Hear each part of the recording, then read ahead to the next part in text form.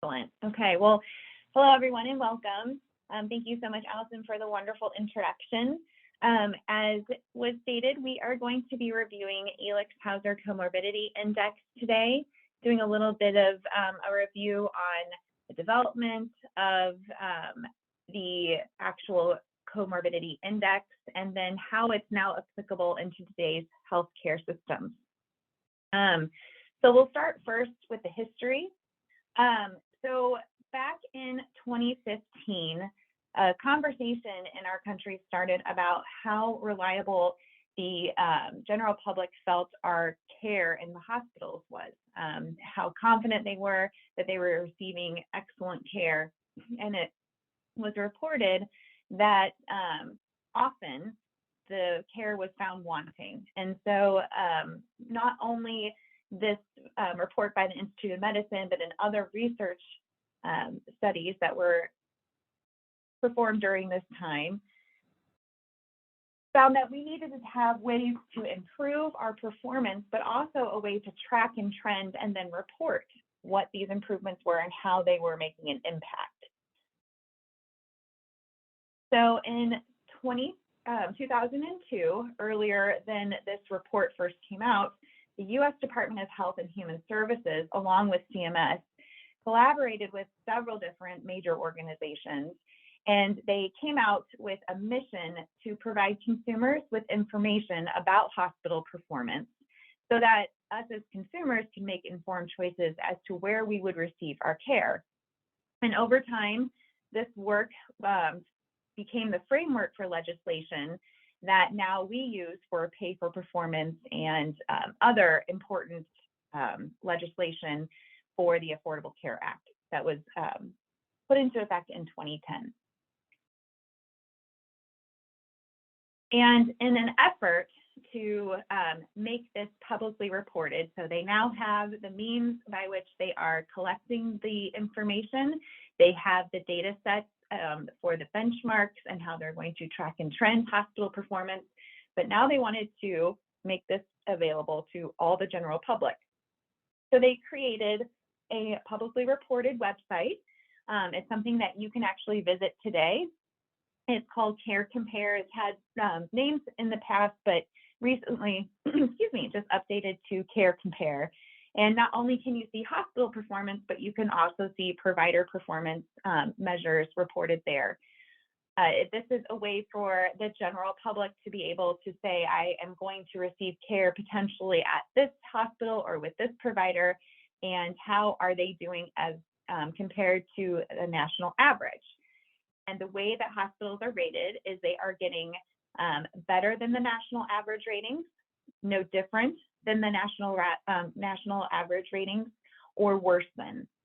And what those translate into are CMS star ratings. And this is something now that's becoming more of a buzzword, because in April of 2021, these star ratings were first made public and published for even the hospitals to see. So now we have hospitals and C-suites along with providers reacting to what their star ratings are, and hoping to find ways to improve if there are areas that they have found to be potentially needing improvement in. For the hospitals, they had different measures, one of those being a mortality measure. This is not all that encompasses the CMS star ratings, but it is one of the ways that in CDI we make a significant impact. So within the CMS star ratings, the mortality measures will follow the acute MIs, CABG patients, COPD, heart failure, pneumonia, and stroke.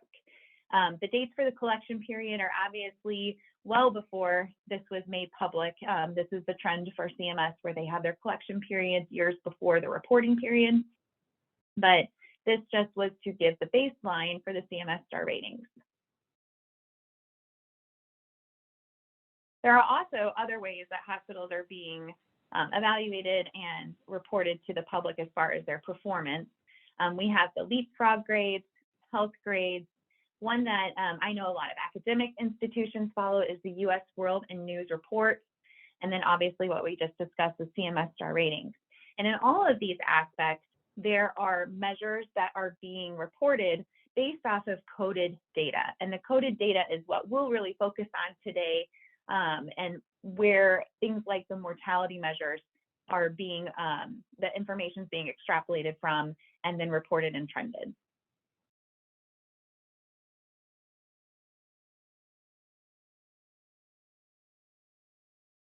So when CMS set out to compare hospitals, they came across the issue of, well, not every hospital is like every other hospital. We have academic centers, we have community hospitals, we have some of the more regional hospitals, we have critical access hospitals, all of these having a different patient population, different resources available, and they needed a way to be able to basically even the playing field so that it was a fair comparison as to how hospitals are performing instead of just the big players getting the best scores.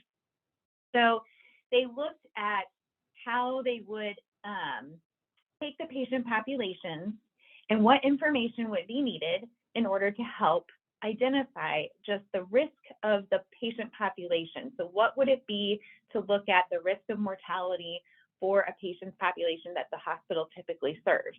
And they took into account things like the patient's age groups, the average age group, comorbid diseases, and indicators of patient frailty. And today, what we'll really focus on is going to be the comorbid diseases.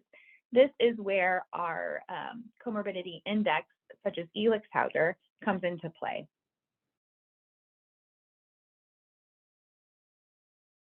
So we talked before about the hospitals getting the CMS star ratings as better than the national rate, no better than, or worse than. And the way that they've identified to get more specific on how you're going to get to that better than national rate or no different than is by your RSMR.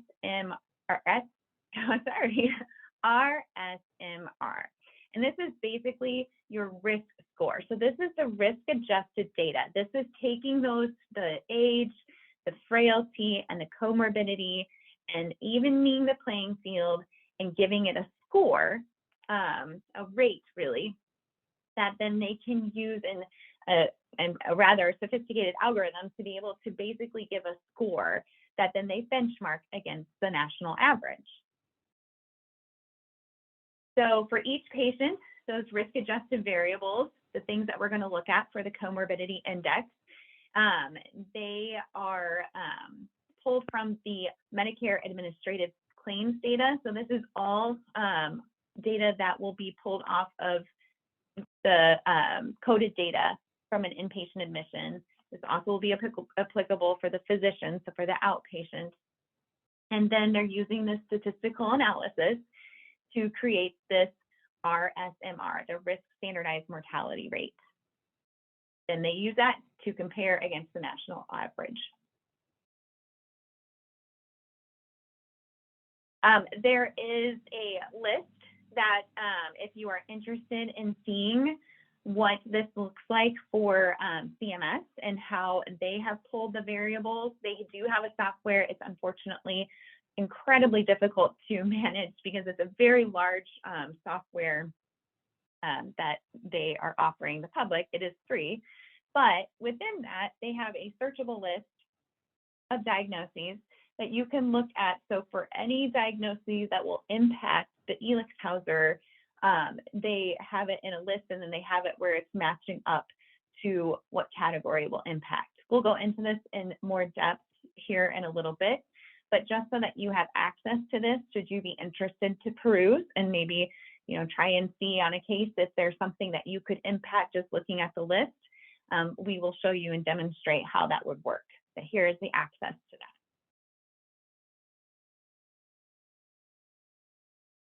And just as a little bit of background, so when we talk about risk factors and we talk about comorbidity index, Elixhauser is the one that has been adopted by the AHRQ, and it's one that, based on research studies, has been proven to be the most accurate, at least for the current research that's out there. There's emerging research that shows there is a Swedish version that is actually showing to be a little bit more accurate than the Elixhauser.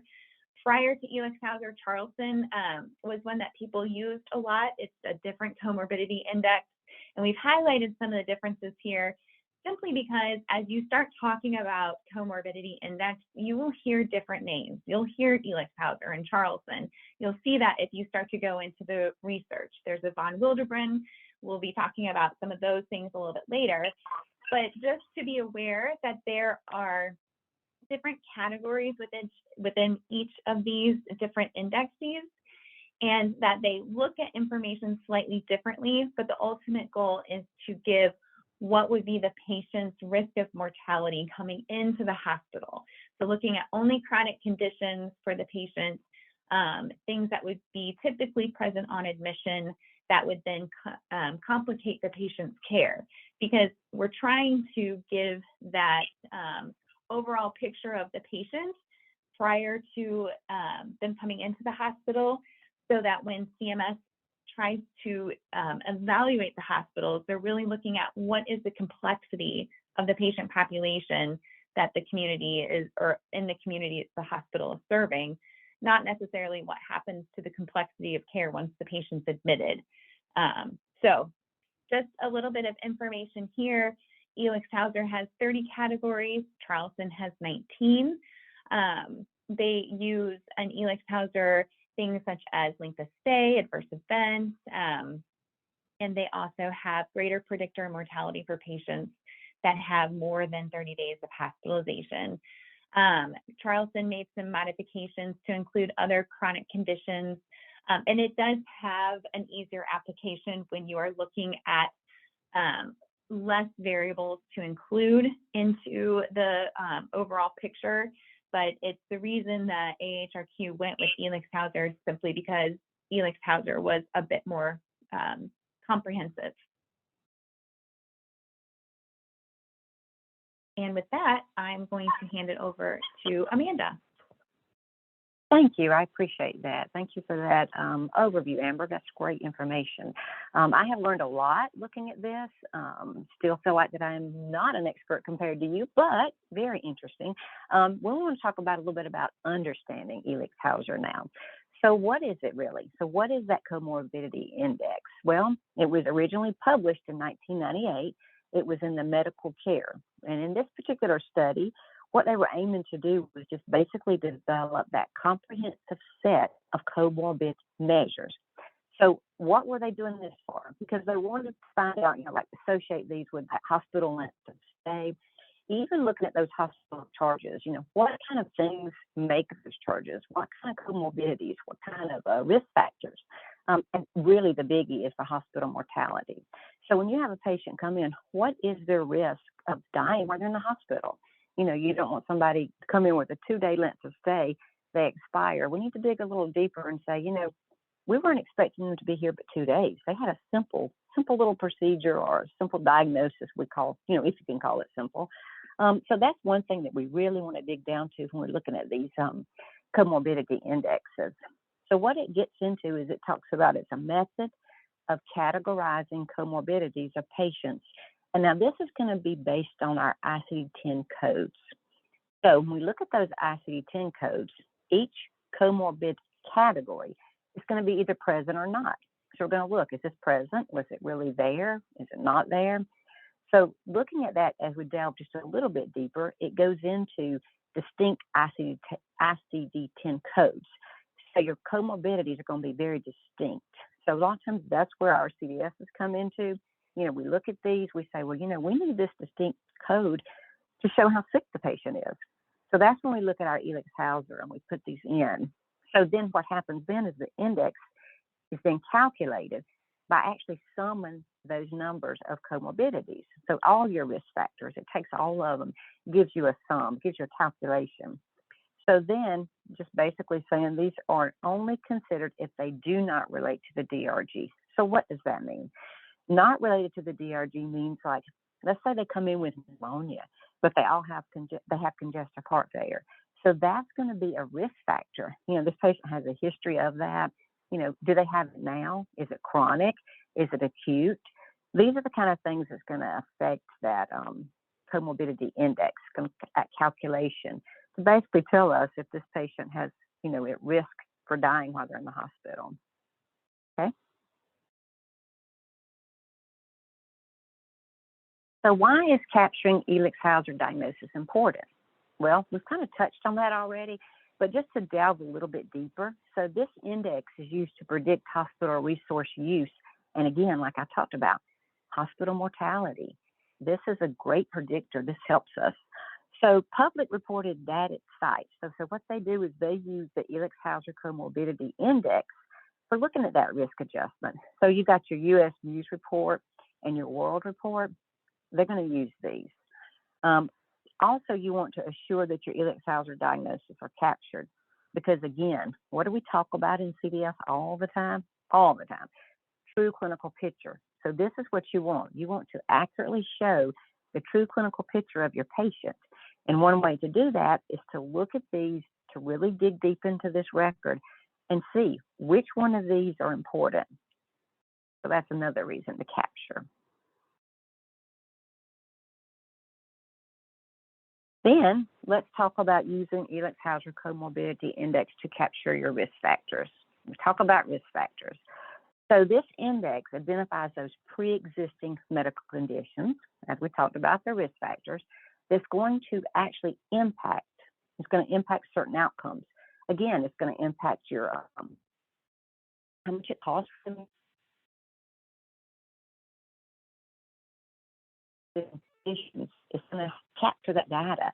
It's going to allow us to have it risk adjusted. And expected mortality ratio for this patient. Again, like we touched on, a patient shouldn't be in here for a very short length of stay as far as the length of stay according to the code expire. So then also if these diagnoses are not captured, then we have a poor vision. And when we look at expected mortality, again, this patient should not be in here for a 1 day length of stay. Okay. And Amanda, if I could just really quick, I would like to add in, I think your phone was breaking up just a little bit there, so I just wanted to make sure. So the diagnoses are not captured in the documentation. The problem is that it's similar to what we experienced with the SOI and ROM. We're not showing that full picture if we aren't maximizing our SOI and ROM of the resources that were used by the patient to receive care and also that risk of mortality. So this one is really kind of beyond just with risk of mortality, things that are considered are the principal diagnosis, whereas when you're looking at a comorbidity index, these are really only going to be your secondary diagnoses, so those pre-existing medical conditions that Amanda just mentioned. Those are going to be the things that are going to have the biggest impact. In fact, principal diagnosis is not included when you are looking at what will impact your comorbidity scoring. So just wanted to make sure that we really kind of point out to everyone, because it is a question that's often asked is, well, why wasn't my principal diagnosis included in the code set for looking at the overall comorbidity score, composite score? And that's just simply because this needs to truly be what was the patient's medical condition, what was their clinical state coming in as it pertains to chronic conditions. There are going to be some exceptions to that, but the majority of the time that is going to be the standard. So just wanted to throw that in there, Amanda. Oh, I appreciate that very much, and I apologize for cutting out. Okay, so mention also is kind of like what Amber just touched on, just talking about the POA status. So when you're looking at those secondary diagnoses, when you're looking at risk variables, so for some of these comorbidity measures, then these conditions could have either happened prior to or during the hospital stay. So again, when we talk about that, we want to look at which ones really need a POA indicator. So be careful when you're looking at those, because it may be that we have to get that, identified, because again, we want it to count for that risk variable. So look at it whether it's POA. However, there are a lot of them that we have that the measures do not use POA indicators. And the reason for that is because they're assumed to be pre-existing. So they're not the result of the hospital care. So we just, have an example there, like if a patient comes in and they're diabetic, then of course we don't have to, that's an assumed if they didn't become diabetic while they were here. If they have a diagnosis of AIDS, just think about what your diagnosis is, your secondary.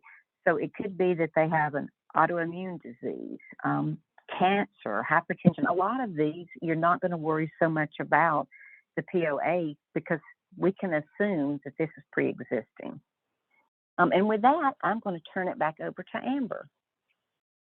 And with the, thank you, Amanda. With the pre-existing, I just want to also say, so in the example we have here with diabetes, this is going to be something where it's not just general diabetes.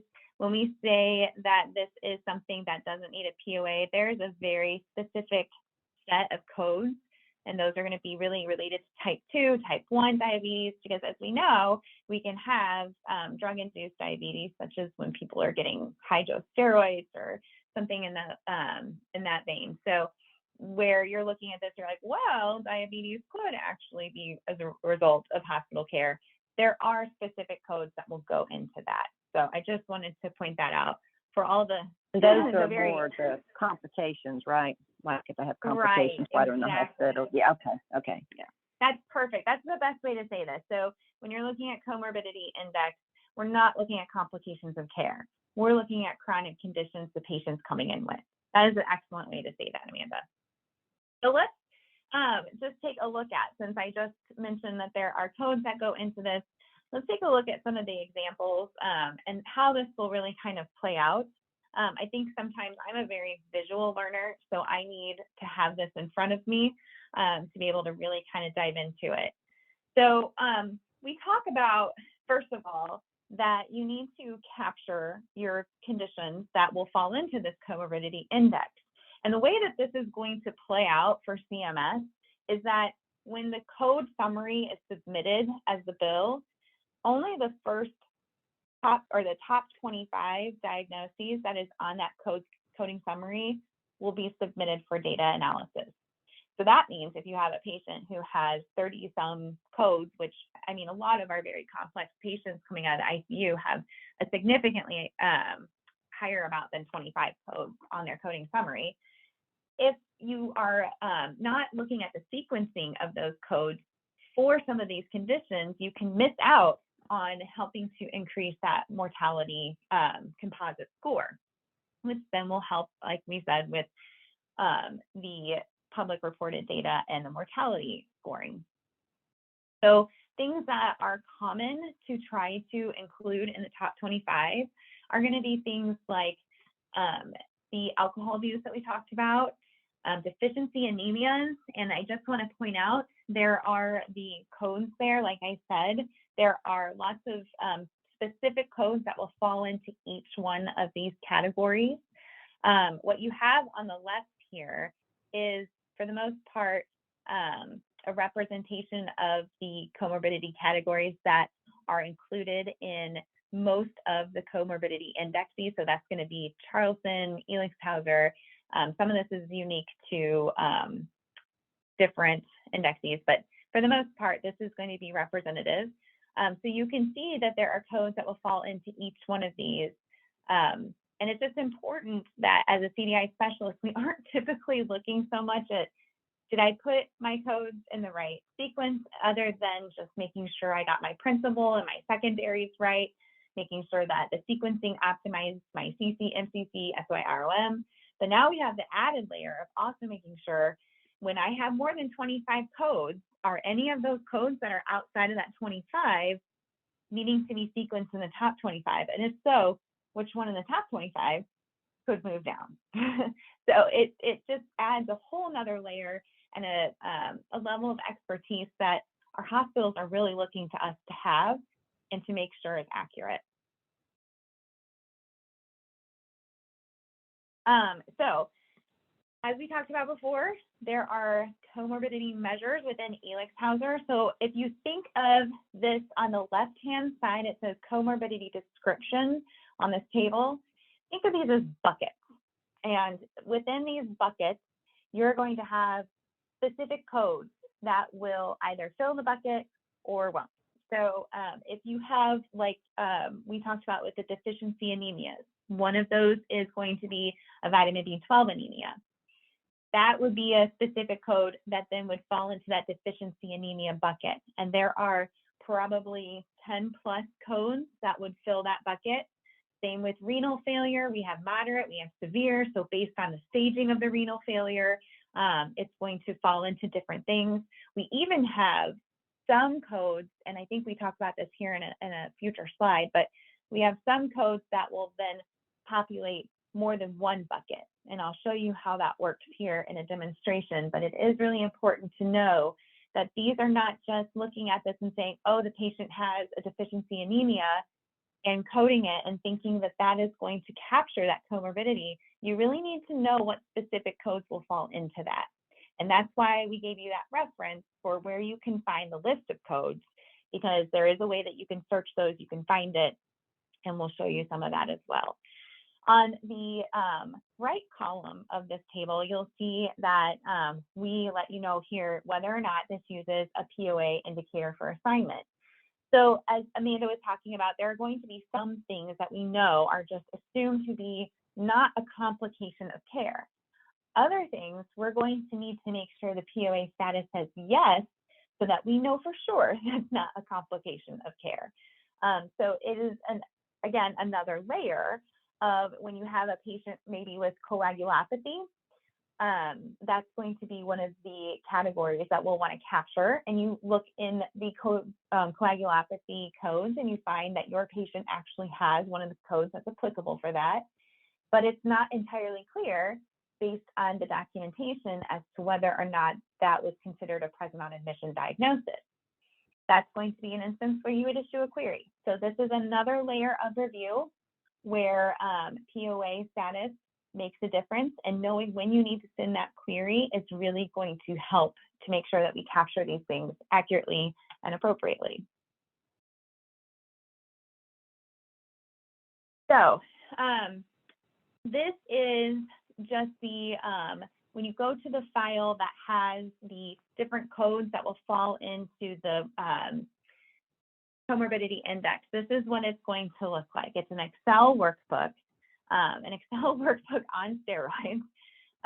Here in the column A, these are the diagnoses. So these are all the codes with the code description, which is nice, that then have a category that they relate to. So within column A, there are over 4,000 codes that will impact in the Elixhauser comorbidity index.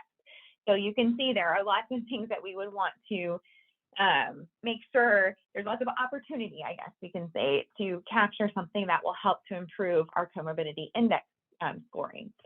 And what I talked about where we have some diagnoses that will hit twice, that's going to be noted here in column B, the comorbidities.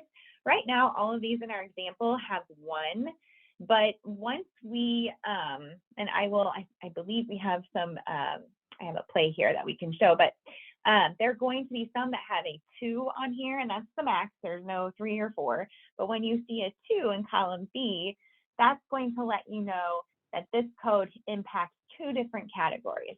Again, the ones that we show here are just showing 1. And then the remainder of these columns, these are our categories within the Elixhauser comorbidity index. So back on the previous slide, when we had that column where the left hand showed the categories, that is what these are here. They are divided out into abbreviations that you can look up on one of the tabs in the workbook to make sure you're looking at the right thing. But it's just to make this a little bit easier. And once I say that, and I'll show you this here in a minute, that I want to see which codes fall into, we'll say, alcohol, there is a way to sort this workbook so that you can see over here all of the codes that would affect that. So we're going to hit play here.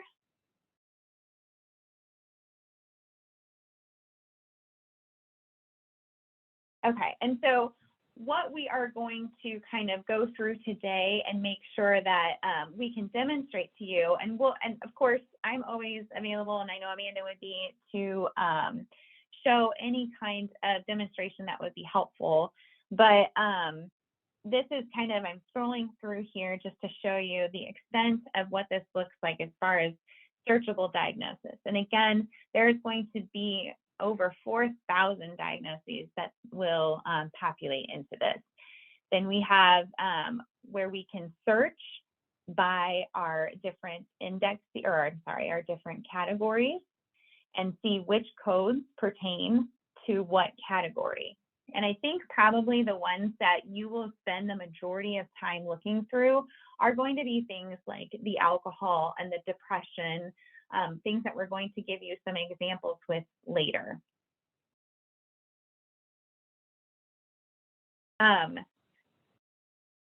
There we go.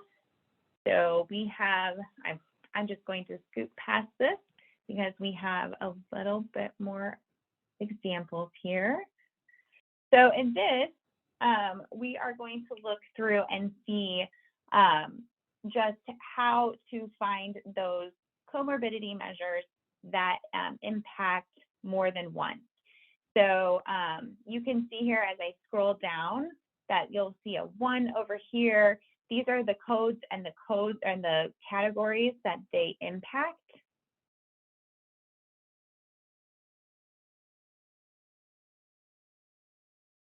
I'm going to scoop this along.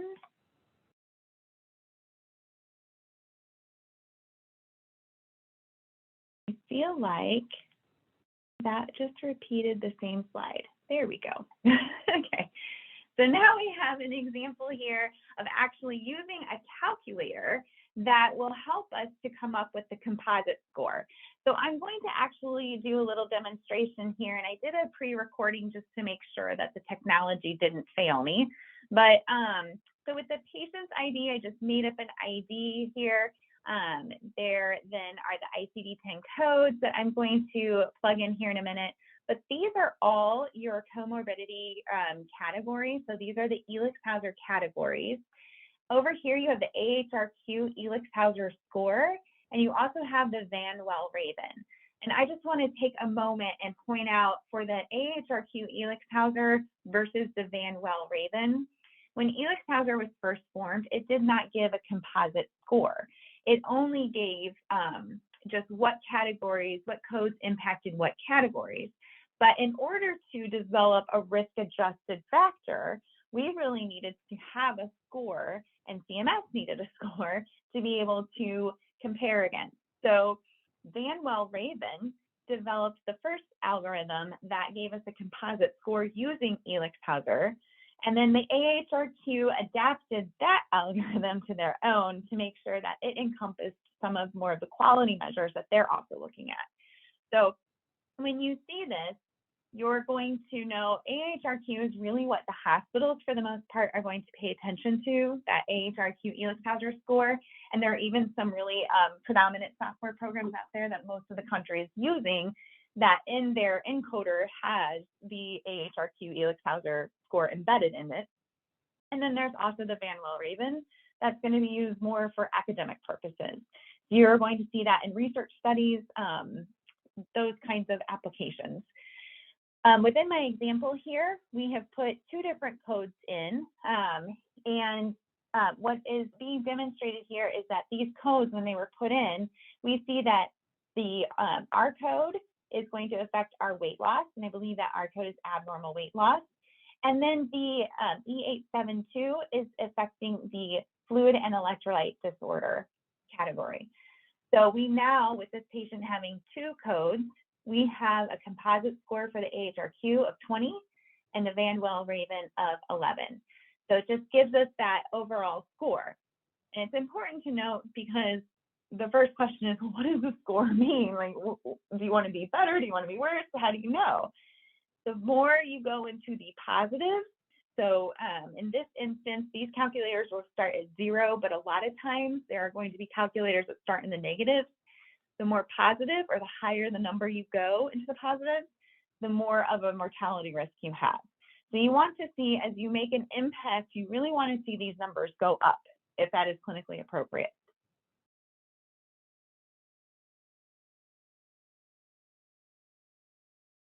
All right, and now we are going to do a little bit different type of review here. We've got a patient, we're going to do a clinical application here. We're going to go through using this calculator and using the principles we've just learned to be able to see how we can impact the case strictly from getting our comorbidity index score improved. So a 55-year-old male presents to the emergency room with vomiting for 3 days. He states that he often drinks 6 to 7 beers and a couple of shots of hard liquor in a day, and he's done so for the past 10 plus years. He states he feels weak and is irritable. When they do the admitting diagnosis, they determine that he does have acute kidney injury. He has a past medical history of coronary artery disease. And we see his vitals here where his heart rate is slightly elevated, blood pressure a little bit low, but he's sounding well in room air, EKG showing sinus tachycardia. The physical exam notes that the patient is thin, he's in moderate distress, but his lungs are clear, his abdomen is soft, normal bowel sounds, and no cardiac abnormalities noted with auscultation. His white blood cells look good, but his hemoglobin and his hematocrit is a little bit low. We've got some variances on our AST-ALT ratio. Our lights are off with the potassium at 3.0. And you guys can kind of look through this. We've got the creatinine as 3.2 with the GFR of 22 on admission. We have then the follow-up on day 1 of a creatinine of 2.2 and GFR of 34. Our lactic acid is 2.4 on admission. They give some bolus and repeat it, and it's 1.5. And we look through because we note that the GFR is looking a little bit odd, especially with our elevated creatinine. So we look through the labs from the previous 4 months and note that the creatinine baseline is 2.1. For the most part, we are seeing a GFR around 37. For our radiology reports, we have a liver ultrasound that shows that our liver is enlarged and has increased echogenicity. The EGD that they perform shows that there's really nothing abnormal within that. So for treatment, they initiate the CEWA protocol based on the patient's reporting of his drinking. They're using PRN Ativan. They give IV fluid boluses, banana bags. They're giving a pretty solid IV fluid rate of 150 milliliters per hour, treating with Zofran and Reglan, telemetry, and a nutrition consult. They do give potassium supplements. They give boosts. And then because the vitamin B was noted to be a little bit lower and the iron, they see that they've ordered a vitamin B complex and iron supplementation. The documentation states from the dietary notes that the patient has had weight loss, but does not meet the criteria for malnutrition. They do recommend dietary supplements once the patient can tolerate PO. The H&P notes that the patient has AKI probably related to the poor PO intake and dehydration, that they also note that the patient has an elevated creatinine from their baseline of 2.1 per their chart review. Patient with low hemoglobin and hypokalemia, poor dietary likely nutritional etiology, RD consult. They note that the liver panel was elevated and that they're going to follow up with the ultrasound, and they'll do an EGD to assess for etiology of nausea, vomiting, as there's no evidence of viral gastroenteritis. They also note that the patient is typically on blood pressure medications at home, but they have a low blood pressure in the ER, so they'll hold the meds for now. And in the discharge summary, they state that the patient was treated with AKI, that it was pre-renal, related to dehydration from vomiting, and returned to baseline and stable. Acidosis with fluids, resolved with fluids, no evidence of pathological abnormality for the etiology of nausea, likely related to chronic alcohol consumption. No withdrawal symptoms during this admission, counsel patient on the alcohol cessation, low hemoglobin, likely also due to poor nutrition. So a lot of this coming back to the patient having dehydration, poor nutrition, alcohol consumption. They're going to continue with the vitamin B and iron supplements, and then resume the patient's home medication. So the patient walks out of here with a diagnosis of AKI as the principal, and secondaries of acidosis, dehydration, hypokalemia, and coronary artery disease. So what this looks like without any clarification on the coding summary is we have the principal diagnosis of N179. We have our secondary diagnoses there, including the coronary artery disease the patient has a past medical history of. And when we put everything into our calculator, it gives us a score of 11 and 5. So here is kind of what this is going to look like as I show you entering the codes within the calculator, and then how that will populate. So right now we have an AHRQ of 0 and a Van Raven of 0. Once I hit enter on these codes, then you will see which categories in the column headers where there's zeros, 1 will show up, like right here. That demonstrates that one of these codes affects one of those categories. So at present, we only have, out of our entire code set, one code that will impact a category within the Elixhauser comorbidity index.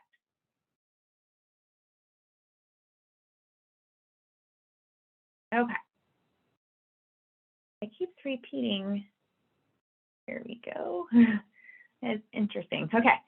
So while this is a relatively simple case, and based on what documentation I just put in front of you, there really are no more opportunities to maximize SOI and ROM, but there are some diagnoses that have been overlooked, and I did verify in putting them in an encoder that they would not have an effect on SOI and ROM, but they will have an effect here for our Elixhauser. So some of the things noted within the medical record is the patient has a heavy drinking history. They did actually treat that by putting the patient on CWA, so that was an evaluation and monitoring. The patient had a low hemoglobin and hematocrit. They showed the increased echogenicity in the enlarged liver was indicative of possible fatty liver disease, so maybe some liver issue there. The RD notes weight loss. The patient had an elevated creatinine from their baseline, and their GFR was noted to be abnormal. They were on home BP meds that were held at first, but then resumed by the time the patient discharged. So things based off of that we could potentially query off of is, does the patient have alcohol use or abuse? I think that that would be something that's very reasonable based off of the CWA score and the amount of drinking and the time frame that the patient reports having had this pattern of drinking behavior. Whether the patient has nutritional anemia. I mean, anemia in general, but we note that the patient had to have vitamin B and iron supplementation. So, and a lot of the presenting symptoms were then related in the documentation to the nutritional status of the patient. The RD noting the weight loss, that's something that we could query for abnormal weight loss, even though the patient doesn't meet criteria for malnutrition. It's something that we don't typically query for or think of to get on the record, but that abnormal weight loss will make a difference. Then liver findings, that's going to be maybe a potential alcohol fatty liver, something that we can ask about, especially considering the fact that we had an abnormal liver profile and we had a vitamin deficiency. Then we also have a query for potential CKD. The patient has, per the physician's documentation, an elevated baseline creatinine of 2.1. Our GFRs look to be relatively similar from the comparison from 4 months prior to now.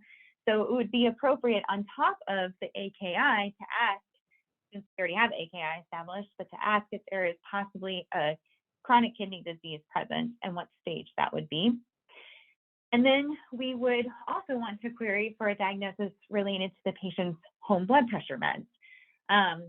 Querying for hypertension seems to be, again, one of those things that you think as a CDI specialist would just be not the best use of your time or the providers, but as you're going to see, this one especially makes a big difference because it will hit several different categories.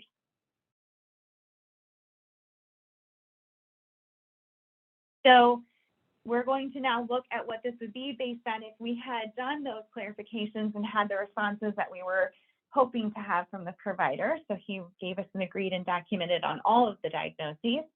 We're now going to enter in these codes and see how it's going to change from just simply impacting one category, which is our first line there, that's still the example from previous, to now adding in all the codes that are going to be demonstrated here. And it actually increases it to a 26 and a 25. The reason you're seeing 16 and 9 on the screen here is there was a modification made into the patient's CKD. So that's actually not even giving us the full picture here, but it's a good visual example of how this will change how many categories we're now impacting and how many categories we had impacted before. You're going to see our score go up.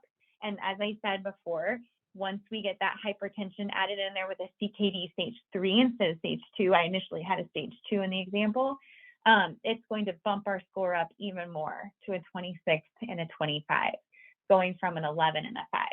So this made a huge difference on diagnoses that we don't typically think of to query, especially in a case that has already been maxed out for the principal diagnosis, any sequencing, SOI, ROM. Usually it would just be like, okay, this one's good, move on to the next.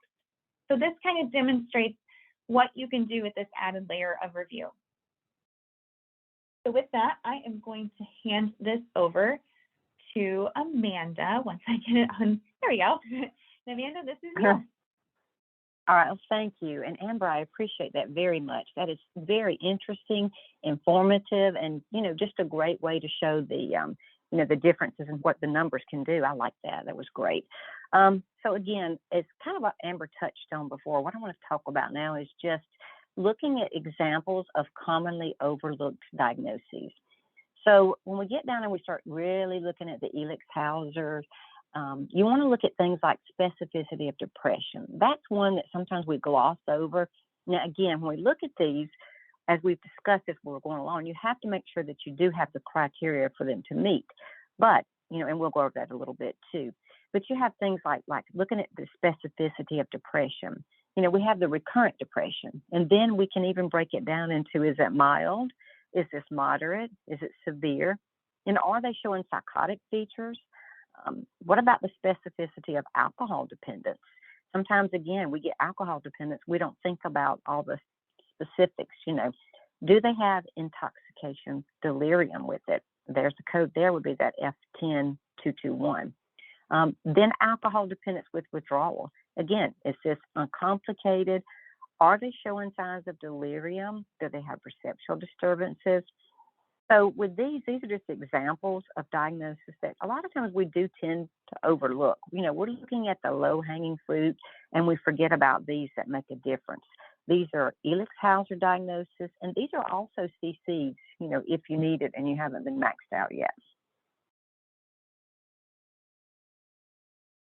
Okay, and then the next one we want to talk about is examples of alcohol abuse. So when we look at alcohol abuse, again, sometimes, we think about the big one. We think about alcohol dependence, but think about alcohol abuse. So, and the reason I want to get into this is because a lot of times we don't know what to look for. So when you're looking at this, what you want to talk about is the fact that it's defined by excessive use. It's characterized by overuse, and it has to be causing impairment. So it's not alcohol use. It's not somebody who comes in, they're intoxicated. It's a one-time thing, but it's more of an impairment or distress. So looking at that criteria, you want to look in your nurse's notes, all your consult notes, progress notes, and look for things like they drink large amounts of alcohol. They can't decrease. They have trouble quitting. What about those personal problems? Now they're divorced, separated, lost their job possibly, unable to engage in activities. Is there any documentation of physical or psychological issues? Do they have an increased tolerance? Do they require more? And then again, of course, the withdrawal symptoms when they don't drink, which we will see when they're in the hospital. Give it a day or two, right? Okay.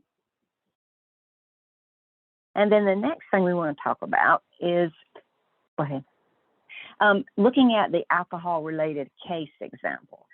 So with this particular one, we want to talk about the fact that I've got a case here that really this is a real case. The patient came in, they were nauseated, they were vomiting, dysphagia, they had difficulty swallowing. So in your HMP, the doctor basically says this patient has severe esophagitis and gastritis. Then throughout the stay, the patient stays around 5 days. They talk about the patient having daily vomiting. He even has some perceptual disturbances. He even tells us eventually, like on day 2, that he has alcohol consumption of 1 pint of vodka every day. So the physician, when he starts seeing that the patient has all these perceptual disturbances, he puts him on the CEWA protocol. He does give him some Ativan and a banana bag. Now, when the patient goes home, our physician basically just tells us that the patient has severe gastritis and esophagitis. So in this particular case, my query is going to be, I'm going to put in stuff that I noted the doctor said is H&P. I'm going to put in, his clinical indicators. He's vomiting. He tells me he drinks a lot. Here's my medications, what they treated the patient with. So based on these indicators, then I'm going to ask him. And here's where I'm going to put things such as, hey, is this alcohol dependence? Does he have withdrawal with perceptual disturbances? Or provider, are you saying this is alcohol abuse? Again, with some withdrawal and perceptual disturbance. Then you want to do the alcohol use to give them that out. Although in this particular case, I would say definitely not, right? So in the case with alcohol dependence with withdrawal, and then you get your perceptual disturbance, and then the alcohol abuse with the withdrawal and perceptual, both of these are CCs. But again, in this particular case, we want to look down at the fact that they're also on the Elixhauser list. The third choice, when we look at the alcohol use, now this particular one is not on the Elixhauser, but it is a CC. So again, you're going to plug these things in, see what it relates to the physician's picture that they paint, what's going on with the patient, and see if you can, get your Elixhauser diagnosis. Because again, if he stayed in the hospital for 5 days with gastritis and esophagitis, then something's wrong. Okay, let's move on. Okay, so the next one I want to talk about is looking at another one, that's the depression that Amber touched on. So again, this is one that we talked about that we miss a lot. So what is depression? The reason we're going over this is, again, what do you look for in your notes? What's in those nurses' notes? They talk about depressed mood. Do they have loss of interest and joy in daily activities? Now, when you're looking at this, it's for an extended period of time. Just remember that this is usually more than 2 weeks. This is not, oh, I've been depressed for a week. Also think about this. It does not include manic or hypomanic disorders or characteristics. So again, criteria would be a change from the baseline. So do they have depressed mood every day? Loss of interest in things that they used to think was important. And then there's other things that may go along with it, such as the weight loss, change in appetite, change in sleep patterns. Are they agitated? Do they show a decreased interaction, loss of energy, feeling hopeless and helpless? Suicidal ideation is one that we pick up a lot, but we don't look at some of the others. Sometimes we miss these others. So basically what we're talking about is a significant distress or impairment in functioning. So this could be socially or occupationally. Again, symptoms not related to substance abuse or psychotic disorders. And it can't be a symptom related to a medical condition. If they're confused or they're basically a little depressed for a week or so because they have a diagnosis of cancer, then that's different. That's related to a medical condition. Okay. So looking at this one, we just want to basically talk about depression-related case. So here's a case I had. The patient came in with low back pain. They had radiculopathy for 4 months. So the doctor says, okay, he has severe back pain. He has anxiety, and he does say the patient has depression. But he goes on here to talk about the patient is depressed daily. He has a lot of insomnia. He has loss of energy for past 6 months. He feels worthless and unable to concentrate. Now, on this particular one, I would be concerned with the loss of energy for 6 months. Maybe that's related to the 4 months of the back pain. But look at all the rest of the, signs and symptoms that you have. Then they go on to talk about family members noting the patient has no outside interest, withdrawn, functionally impaired. So the doctor does some medication adjustments. He keeps him on the Wellbutrin, but he increases it. He adds Seroquel and he adds Ativan. There you got your treatment. And then on the discharge summary, again, on this particular case, we've got the radiculopathy of the right leg, intractable low back pain, but he doesn't mention anything about the depression. He doesn't give us the specificity. So in this particular one, I'm not going to read that, but we basically put in the case scenario, And then we ask him, can you clarify the status of the patient's depression? So when we look at these particular examples I've given you, again, we want to talk about, is this major depression, is it mild? Is it moderate? Is it severe? Is it recurring? If it's a recurrent depression, again, is that mild, moderate, severe? Now, in these particular choices, in this example, all of the mild, moderate, and severes will be CCs, and they're also on the Elixhauser diagnosis list. So again, you may already have plenty of CCs, but you may need this so you can show exactly the Elixhauser score to, give the patient the true example of how sick they are and the reason that they stayed longer. Okay, so now let's look at one more. Reviewing for overlooked. What about the BMI? The BMI calculation is related to obesity. So we talk about the body mass index. It's calculated by using your weight and your height, and that's how you get your BMI. So when we talk about obesity, that is typically a BMI of 30 to 39.9.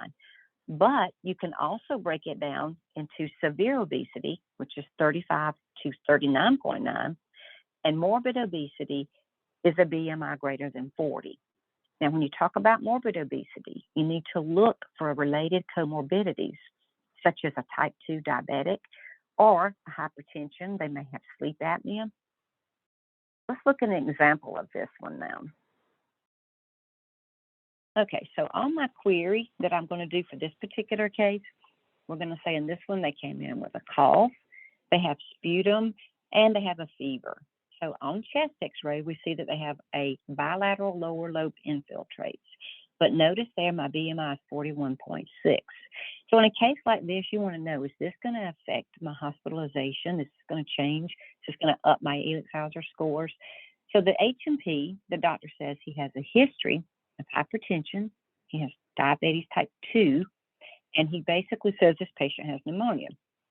So he goes on to order a 1,800 calorie diabetic diet, and look at this, they're doing daily weights and they're doing nutritional consult, which is very pertinent in these cases. He does put him on something for his hypertension. He gives him antibiotics. Then our dietary consult, our dietitian comes in and basically says at the end of hers that he has a diagnosis of morbid obesity. Discharge summary does talk about some gram-negative pneumonia, that he has hypertension and diabetic type 2. Now, in this particular case, see here we have the parameters for the BMI. We got the dietary that's telling us this is a morbidly obese patient. And then we also have those risk factors that we talked about. The patient is diabetic. They have hypertension. So in this particular case, I wrote my query and I basically asked him, does this patient have morbid obesity? Now, in this particular one, I didn't put obesity. I just put no additional because truly the patient does meet for the morbid obesity. And that's pretty much all that we have for today based on our Elixhauser. Just wanted to touch back base with you, Amber, and see if there was anything you wanted to add. No, I think that, the major points that we really want you to be able to take out of this are that this is something that, yes, these diagnoses seem to be, for the most part, in a traditional CDI review, not impactful, but these really are things that, especially in today's healthcare environment, are going to make a huge difference for our hospitals. We've given you access to the list of diagnoses so that you can be able to look and see which diagnoses will work for which category. And then we've also given you some scenarios where you've been able to see the application and how this then gives the composite score that will impact the overall picture of the patient and really help our hospitals to accurately demonstrate what they are doing and improve those CMS star ratings with improved documentation. So we appreciate everyone's time and attention today. And Allison, I think we can hand it back to you. Good, thank you, Amber. Thank you, Amanda. This was a wonderful presentation. It's always nice to get some insight on some things that are coming up on the CDI horizon. So I appreciate your time presenting today. All those that are listening, as a reminder, if you have any questions on the clinical concepts of today's presentation, please don't hesitate to reach out to Amanda Suttles or Amber Sterling via UASI Outlook email. Any questions regarding how to obtain your CEU certificate after reviewing today's presentation, please reach out to myself, Allison Swinehart, via UASI Outlook. And thank you again, and we will see you next month with our next presentation.